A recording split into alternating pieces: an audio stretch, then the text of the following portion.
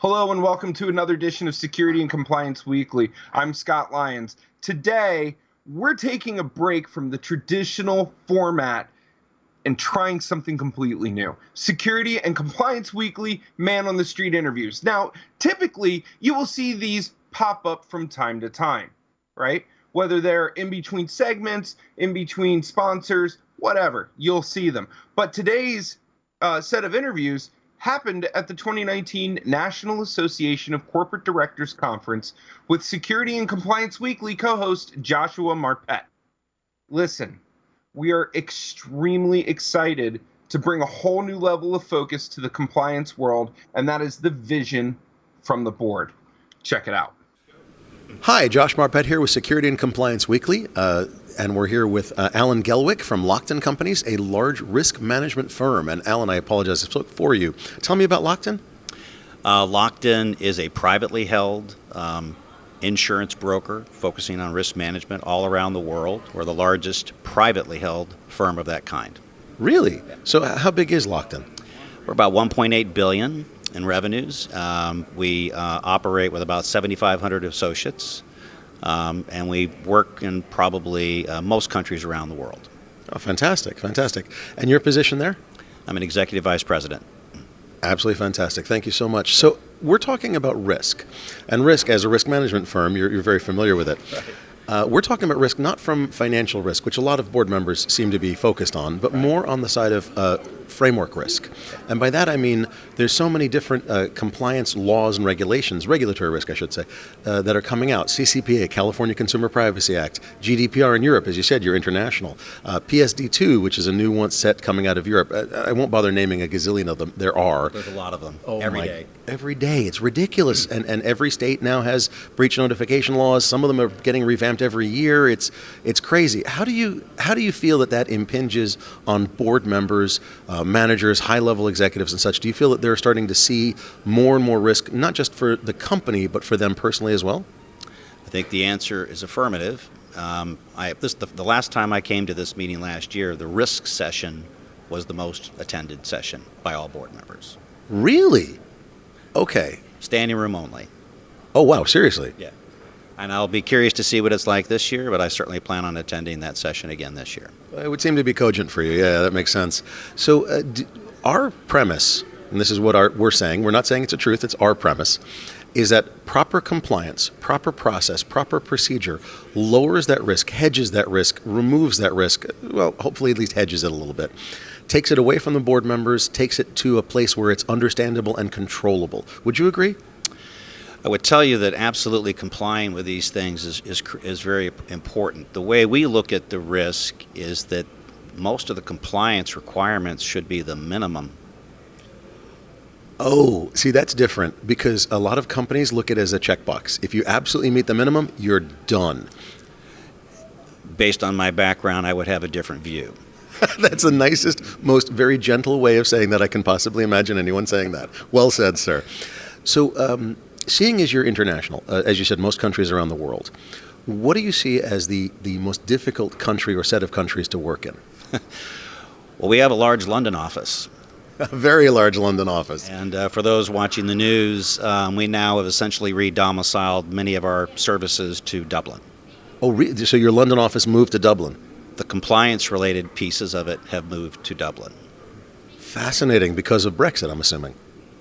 Whether Brexit happens or not, we've decided to mitigate that risk. So risk management on your own terms and in your own company. Right. So, okay, so that's interesting. That's actually really fascinating, to be honest with you. Where do you think that risk and compliance and process is going? Do you have any ideas for the future? I'm just curious. Well, I don't think it's going to end, but I think boards and companies should engage in looking at enterprise-wide risk and recognize that it is an opportunity, frankly. When you look at risk, if you are able to manage that better than anybody else, you will do better than everybody else. Honestly, I couldn't agree more. Risk is an opportunity if you look at it properly. Correct. So that being said, I've been asking a standard question. A lot of companies have an audit committee and a compliance committee, internal audit and external audit, if you will. Okay, what should the relationship be between them? Shared. Well said. Cooperative? Cooperative, and frankly, most all of the board should engage in this discussion. I'm sorry, explain? The area of risk, we could take cyber, doesn't domicile in one area. Oh, well said. It finds itself everywhere. The worst thing that people can do is to think that you can put this into a financial piece. As you said, most often it finds itself in audit. And certainly that's ultimately a financial consequence, right? But there's, in an age where we're looking at stakeholders, in an age where we're looking at ESG, you have to look at this in a bigger way. That's fascinating. Okay, that's really well said. So you brought that all the way around. You took the idea of risk, you said where people should be looking at it, where they can turn it into an opportunity, and how they should be seeing it happen in the future and evolve for each company. Am I correct? That's correct. Wow, wonderfully said. Thank you so much. Alan, appreciate your time. Thank you. Josh Marpet here with Security and Compliance Weekly, here with Andy Alaco. I got that right? You got it right. Fantastic. From the SCAN Health Plan.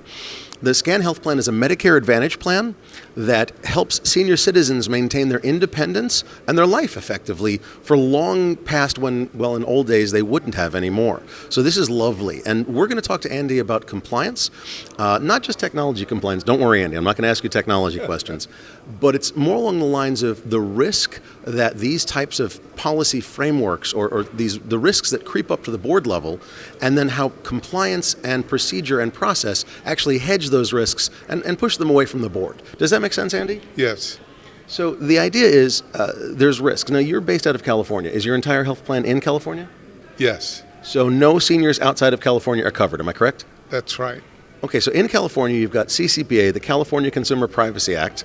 You've got HIPAA, of course, which is nationwide. You've got various other privacy, breach notification, frameworks, policies, compliance, everything. California's kind of the toughest place to be. It's not easy. That's right.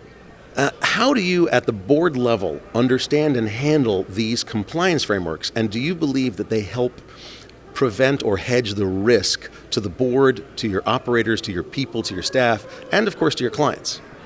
Yes, we have a compliance committee. Oh, really? That is a subcommittee of the board. So there's actually a committee on the board to handle these things? That's right.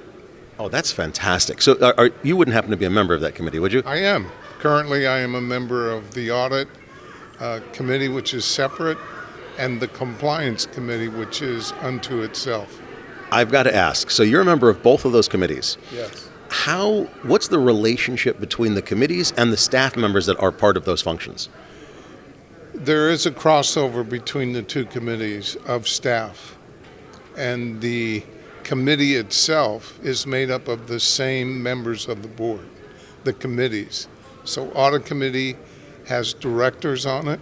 They're the same ones that are on the compliance committee. And so the committees obviously have a good relationship because they're the same people. I get it. That's right. They know one another. But at the staff level, how do the compliance and the audit personnel, how is their relationship? Is it adversarial? Is it cooperative? What's the best way for them to be? Oh, it's very cooperative, very open, very transparent.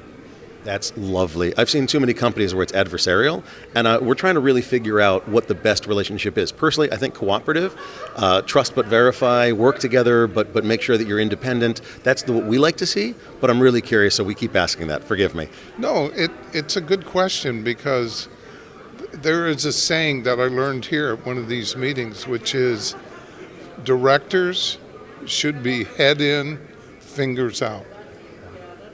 I like that. No, it's true. And we can drift into that too much sometimes, and we have to call ourselves on that. We hire people to do their jobs, and we want to be at a policy level making sure that they're doing their jobs, but it's the people that make it happen.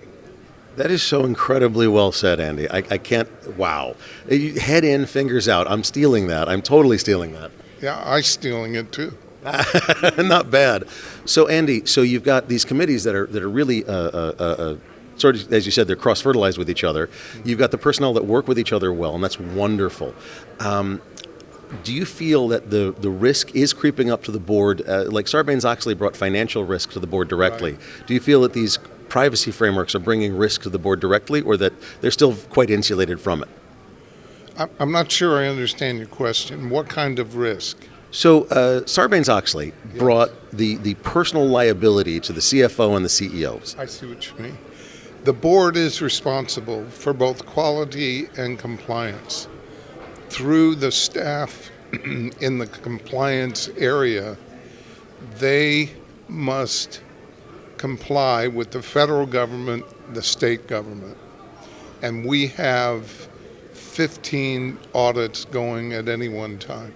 Are you serious? I'm very serious. 15? Yes. We have OIG, we have CMS, we have the state. So it's very complex, and the board is totally aware of the audits individually as they're going on and the results. Wow.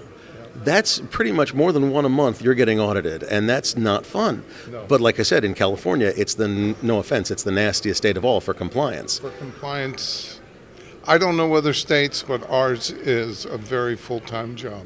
I believe it. I believe it. Andy, that's fantastic information. We really appreciate it very much. Thank you so much. Again, Andy Alaco with Scan Health Plan. Thank you. Thank you. So hi, Joshua Marpet here with Security and Compliance Weekly. I'm here with Brenda Louderback. Did I get that right? That's right. Louderback. Forgive Louderback. me.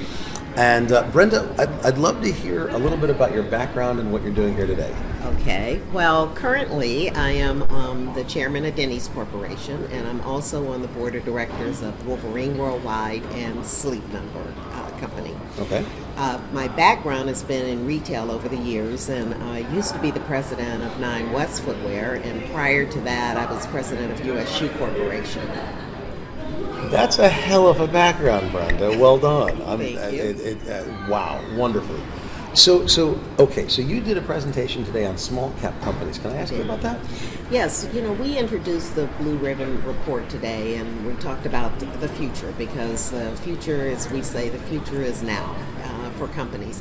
So we focused on small cap and really just talked about some of the changes that are coming down the path, and giving them areas to think about for what their future may have to be. We're being impacted by change in so many different ways. We really believe that businesses are going through a revolution right now. And I say revolution because we're impacted, whether it's a global, whether it's competition. Right. Technology is changing the way we all do everything. Oh, absolutely. And so boards and companies have to begin to think, how are we going to navigate through these and do things differently? And I'm a firm believer you can't keep doing things the way you have been doing it and expect your outcomes to be different. So I think that's the definition of insanity. Isn't yeah, it? I know. And it's really just helping companies to begin to navigate and say, what are the skill sets that we need to implement our strategy for our companies for the future, and challenging them, not only challenging them, but through this Blue Ribbon Report, it's giving them some tools.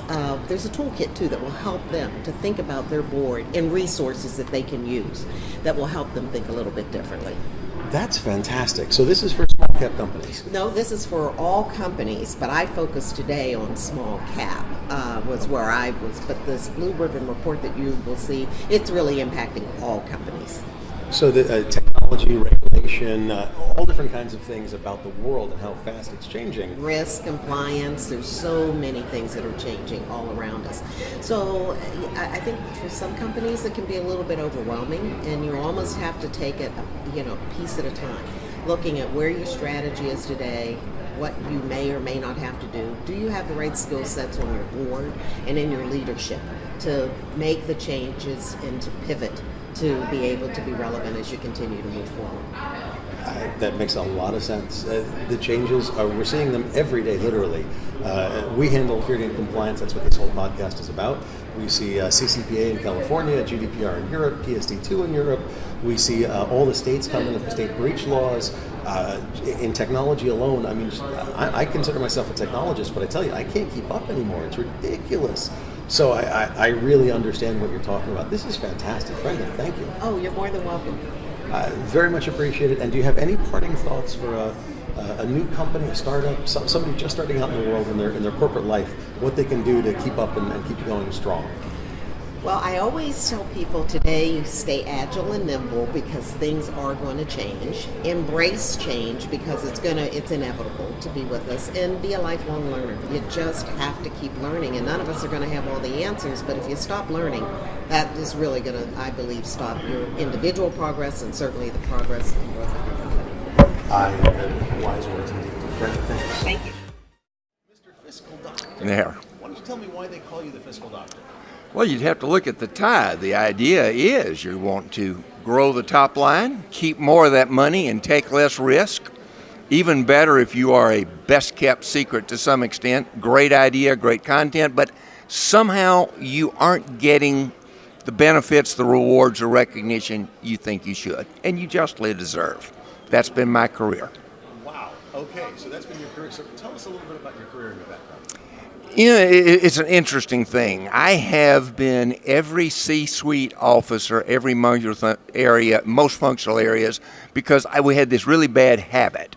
It was that my wife and children and dog wanted to be fed, wanted to have a house, and if that meant that Gary had to move, had to go to another country, had to get on airplanes. So, Stanford MBA, you go to Houston for KPMG, you go from there to make the world better for fast food and drive-thrus in Florida. You go from there to shortly to England so that steel plants and Fortune 500 companies can do better. You come back home a while, you go up to England because at least that New England, because there's money up there for ideas and such. You stay there a while, other than you go to Alaska and Seattle to do NGOs, and then you come back to Atlanta because it is cold up there, and your wife thinks it's warmer in Atlanta. And we have family. And that well done, sir. Well No. said. So, Mr. Fiscal Doctor, what advice do you have for board members joining boards for the first time, becoming executive officers, becoming visionaries, if you will? What do you think? You know, that changes with the times. I mean, but I tell you, it's great. The best thing to do is practice in a low-risk area. Same thing. Go join an alumni group, join a nonprofit where they really, really need your skills. They have no money. Matter of fact, you'll probably spend money fulfilling that board obligation, but you get a few chips in the game and you learn. Trust that helps someone there. Most of you may say that's pretty common sense, Gary, but you see, a fiscal doctor learned a long, long time ago that sometimes it's not the earth-shattering ideas, it's blocking and tackling, figuring out what you really have, don't have, and where you can get back on the path better. Trust that's of some value to your people. Well, thank you so much, Gary. Appreciate it very much. So, Essene, as I said, Joshua Marpet, Security and Compliance Weekly. If you don't mind, can you just give us your full name and the company you're affiliated with and so on and so forth? My name is Essene Hardaway, and I am on the board of the HAI Group. What is the HAI Group? What do they do? The HAI Group is a family of insurance companies. They were initially created to provide insurance for public housing authorities 30 years ago because they found it difficult to get the required insurance on the open market. That totally makes sense. It's a very it's sort of almost on the nonprofit side of the insurance. It's a captive insurance company. Captive insurance company. I was using the wrong terminology. Forgive me. Yes. So that's fascinating. Okay, so as an insurance company, are they still specialized in the housing market? And yes. Okay, so they're still specialized in the same niche market that they were. They expanded just from public housing to all affordable housing. Oh, lovely! Really? Yes. That's really nice. So they can insure an individual homeowner as well as an entire public housing project. No, they insure developments that provide affordable housing. Thank you for as well as they insure public housing authorities. And you're a new board member there, am I correct? Yes, I am. That's fantastic. Congratulations, by the way. Thank you. You're very welcome. So, as a board member, is liability from a court case, from the insurance, obviously in insurance there's liability. You insure risk. And yes. That risk, can it creep up into the board? Is that something you thought about as you accepted the board membership? Yes. There's always the potential for litigation. Of course. That we as board members always have to be cognizant of, to make sure that the boards that we serve on have the appropriate insurance to protect us, and that the management companies have processes in place to mitigate liability. And those processes, we specialize in compliance, as we've stated. And those processes are the result of compliance to various standards. We tend to be in the information security realms. That's where we live, if that makes sense. But these processes include, for housing projects, they include video surveillance, locks, physical security, the information security. You have to protect the management company's knowledge of their renters. There's credit cards that they take, PCI. All of these are based around processes that compliance that helps pull the risk away from the board. So I assume from what you're saying that you're a fan of processes you like. Yes. Good. Okay. Are there processes that you see becoming necessary? Are things changing effectively? And do you think that there'll be more needed in the long run as you go through this board membership? The board is responsible for protecting the organization, ensuring that management does the things that it needs to do to protect the organization.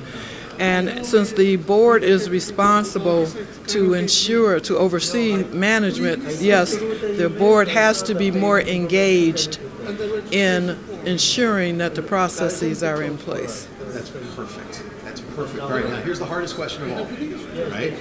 Without looking, what color shoes are you wearing? Black. This is an easy question here. Everybody wears black shoes. I'm the only one wearing brown. Okay. Curtisine, forgive me. Thank you so much. That was awesome. Like you're. My name is Milton Jones. I'm a founding member of Peachtree Providence Partners Holdings, LLC. And what's your position then? I'm a founding member. But does that translate to chairman of the board, or? No, it's just we run our company equally. There are three founding members. Okay, basically almost like partners in a law firm type of thing. Right, exactly. That makes total sense. We use the term member instead of partner. Same idea. And what does your firm do? Our firm is a holding company that focuses on consulting in the areas of Lean Six Sigma, process improvement, as well as human resource management, strategic plan development and management, and culture audits and growth. And you mentioned insurance as well. We also have a commercial insurance arm. Interesting. So you do process improvement and process consulting, and you sell commercial insurance, am I correct? We broker commercial insurance. Yes. Forgive me. So you're perfect, forgive me. So we're a Security and Compliance Weekly. We're a compliance-focused podcast. And to us, boards are experiencing more risk than they ever have before, both personally as well as professionally in terms of the corporate risk. Would you agree with that, do you think? Oh, I would agree. I think we live in a growingly litigious society, number one. And frankly, we live in a growingly complex society. And so when you think about governance, which is the role of every board and any board member, governing in a complex and litigious environment is very difficult. Yes, it is. Yeah, that's fantastically well said. Our premise, and I'm curious what you think of this, is that process, procedure, compliance to these regulatory regimes that are out there, whether it's GDPR, CCPA, PCI, whatever, helps reduce that risk, hedge that risk, remove that risk. Would you agree with that? I would think you would, but I'm curious. Well, I think that whenever you look at how you manage risk, the key is to build processes that can be carried out repetitively, that can be reviewed, that can be held, where individuals can be held accountable, and where they understand the importance for the compliance. In other words, compliance for the sake of compliance is not good enough for anybody working today. But when you bake into the culture of the organization that we will serve our customers and be compliant, we will solve problems and be compliant, we will do whatever we exist to do and do it in a way that makes sure that we're compliant, then we're a lot better off as an organization. First off, I couldn't agree more. And number two, it's fascinating how you put that compliance, or whatever you name it, but the governance, compliance, whatever, should be a core value. And I really like the way you put that. I never thought of it that way, but that's impressive. I mean, you don't want to name compliance as a core value. It seems kind of boring. But to do it, but serving the customers in a way that is appropriate includes compliance, in my opinion. Right. And that makes sense to me. So let's talk about your insurance arm for a minute. Are you conversant with that as well, I assume? A bit, yeah. Okay. So we've had a lot of cases. We focus a lot on cybersecurity. That's where we come from, if that makes sense. In cyber insurance world, which I don't know if you write cyber insurance or not, but in any kind of insurance world, if the risk is not well understood, it is very difficult to price. That's a pretty basic premise. Absolutely. Yeah. And in cyber, in the cyber realm, if you will, we contend that risk is ill understood by the insurance brokers, underwriters, and even the reinsurance companies. What's your feeling on that? Well, I think that it is very difficult to put a price on the impact of cyber risk. But I'm not sure it's fair to say that no one understands it. I think it's just a matter of kind of making sure that the economics make sense for the business. Right. And the real key becomes willingness to walk away and or to partner in underwriting the risk. It's no different than the cost of building insurance after 9/11. One of the things that happened was that the cost of insurance got so expensive that instead of having insurance on the debt, credit default swaps were invented to have insurance on the credit. And that's really what led to one of the big crises we had in 2008, is that the credit default swaps began to default. That was because of 9/11? Well, it's not just because of 9/11, but it was, one of the roots of it, I think, if you go back in time to the creation of credit default swaps, was that, to insure buildings that at one time were viewed as, no one, expected that an airplane could fly into a building and create the damage that happened. So when one said, okay, that's an identifiable and substantial risk, so how do we insure that? And we weren't in that business back then. But the point is that one of the solutions that was created out of financial engineering was credit default swaps, to say, well, it's not the building you need to worry about insuring, it's the credit. You own the building, you need to worry about insuring. So as long as you do that, because absent that, then loans couldn't get approved on buildings because they weren't, you couldn't have insurance on the loan. I remember that. It was such a hard problem to build anything commercial for quite a while, but I didn't realize that was one of the causal factors. That's fascinating. It is related to it. I'm not going to say it's the only cause, but one yeah. of the factors. Right, sure. It is a factor. Fascinating. I never knew that. Thank you. So, like I said, we're talking about risk to the board, risk to the company. Cyber risk specifically is something that we're fascinated by. We've seen, so I'll tell you a funny story. I'd love to hear your reaction to it. We interviewed a dozen different insurance brokerages, underwriters, the people that interact with the end user, the end client, and said, do you have questionnaires? How do you measure your risk? Because that's how you price your risk. If you can't measure it, you can't price it. It's very simple. We got a questionnaire from a broker that was, do you have a firewall?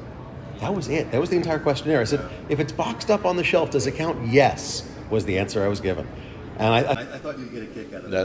That is kind of comical. And it struck me that the competence at assessing that risk and therefore pricing it was just simply not there. And so we're trying to help companies do that and learn more about that. So I just thought you'd get a kick out of that story. Anyway, Mr. Jones, thank you so much. Sure. This has been fantastic. Very much appreciated. You're welcome. Hi, Joshua Marpet here with Security and Compliance Weekly. I'm here with Susan Angeli. Did I say that right? Angeli, actually. Angeli. I'm sorry, so not the French pronunciation. Not quite as nice as you. When I lived down in Louisiana, they always would ask me, so you're Joshua Marpet, you're French, right? I'm like, no, it's Marpet, it's Russian, But Susan, you're on the KPMG, what'd you call it? Board Leadership Center. Oh, wow. Okay, and you're on several nonprofit boards. Do you mind if I ask you to repeat those? Yeah, sure. I'm on the Institute for Mindful Leadership and also the Latino Corporate Directors Education Fund. Oh, that's fantastic. So you're really out there trying to make people better leaders, better, everything. The KPMG Board Leadership Committee and the Latino Board Leadership and the Mindful Board Leadership. Wow, you're really trying to make us all better, aren't you? Yes, that's the hope. Yeah, no, but that's really what I spend really all my time on is really trying to promote excellence in corporate governance. Okay, I've got to ask, what do you define as excellence in corporate governance? That's a great question. Excellence is a bar that's always going to keep moving. So it's really more about raising the bar and constantly raising the bar. I think that's a well-said point. Corporate governance, especially recently with the local shift, or not local really, the national shift from very short-term thinking quarter by quarter to thinking longer term, I think it's an excellent raising the bar, in my opinion. Do you think so as well? I agree. A lot of good companies have always been doing that. So I think it's a company by company change. It's important, and particularly as board members are there to really help guide their companies for the long term as well as overseeing them for the short term. That's a really good point. So the operational, the CEO, the C-level, the C-suite, they're doing it on short attention span, if you will. But the board members have to have the vision to go long. And I think that's important. So I agree with you there. So I apologize. That was a little bit of a tangent. I'm sorry. Okay. But what I'd like to talk to you about is risk. Now, at KPMG, they're famous as an accounting firm and as a consulting firm for working through risk with their clients. We're talking more about the risk from technology, from compliance frameworks. We just talked to somebody from California where they've got the California Consumer Privacy Act. In Europe, there's the GDPR, the General Data Privacy Regulations. For public companies, there's Sarbanes-Oxley. There's a lot of frameworks that are bringing, in our opinion, more risk to board members. And would you agree with that point? Yeah, so let me just start by saying I can't talk for the firm. Of course. So this is only for myself, and I'm not an expert in compliance and risk. My expertise is, as I said, in board governance. But having said that, I think it's incumbent on boards to oversee how management is on top of risk. And the most important thing that board members can do is ask questions and set the tone. I could not agree more. If they don't ask questions, they're not expanding the knowledge behind the vision and the long-term guidance that they're supposed to be providing. So I have to agree with you there. Thank you. Now, again, I realize you're not speaking for KPMG. Thank you. Well said. Thank you for the disclaimer. Sorry, KPMG. I did not mean to put her on the spot. But what I want to talk about is with the frameworks that are out there, if board members are guided by proper guidance, by proper technological frameworks, by proper technological experts within the firm or without the firm, if they're guided by proper accounting procedures for financial risk, for all these board level risks that are now occurring, that to us is what is an appropriate set of measures to take and to hedge that risk, to remove that liability from the board members, or at least push it down to where it should be. Would you agree? Yeah, I think I'm kind of hesitating a bit on the question of removing the liability. Okay. Because board members are, of course, fiduciaries. Right. Their role is oversight. And so it's a different role than management. Management's role is really to implement the frameworks, to really deeply into the organization ensure that there is compliance. Board members' role is to oversee, to look at, so how is management structured? Do they have the right talent in place? Do they have the right incentives in place? Do they have the right frameworks in place? And how are they implementing it? So they're very different roles. Do they have the tools, the processes, the people, the budget to do it right? Exactly. And if they do... And let me add one more thing, and the culture to do it right. Ooh, that's a really good point. Okay, so corporate culture to me is a fascinating topic. We've seen clients, to be honest with you, with very, very toxic cultures and some with amazingly wonderful cultures. Can I ask you, if you don't mind, since that seems to be sort of a specialty, what do you see as a good corporate culture? So a good corporate culture is dependent on the company. Okay. The corporate culture for a startup and for a very mature company might be very different. But a good corporate culture requires people that are engaged, that are aligned, that understand the company's goals, that are working with a sense of purpose. And I think another aspect of that is people that speak up, that there's transparency. In the sense that if they have a concern about something, they feel comfortable raising it, whether it's a business concern, a compliance concern, or any other kind of concern, and that there's that open dialogue. That's fascinating and really well said. Thank you so very much. This has been absolutely fantastic, Susan. Thank you. It's a pleasure.